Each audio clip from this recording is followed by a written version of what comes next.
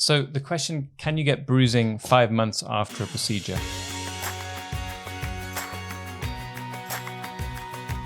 So this would boil down to firstly figuring out when someone says bruising, do they definitely mean bruising? Because there are other things that could cause pigment. So you could have a skin condition that causes pigmentation. You could have post-inflammatory hyperpigmentation. You could also be kind of seeing natural skin changes. It could be to do with sun exposure. There are lots of things that might give the sense of a discoloration that are actually not to do with the procedure.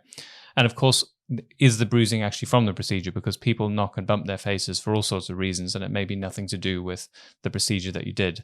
I think it's really unlikely that the procedure would cause bruising 5 months later. There's got to be another explanation, with the exception that perhaps, I have had one patient years ago who seemed to get a bruise that mixed in with the filler, and always stuck with me as a potential issue, is that it seems to be harder for the body to get in there and remove that pigment if it's mixed with the filler in some way.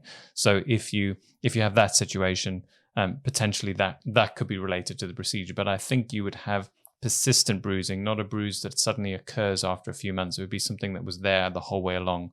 And that would make more sense that it was from the actual procedure. And the treatment for that would probably be to reverse the procedure, or you could wait, but it might take you a very long time before that actually went away. So I would suggest that you use hyaluronidase if you think it's the filler mixed in with the bruise. And in the other circumstances, be very careful about what you're taking responsibility for, because there's a really high chance that this is nothing to do with your procedure if it's suddenly popped up 5 months later.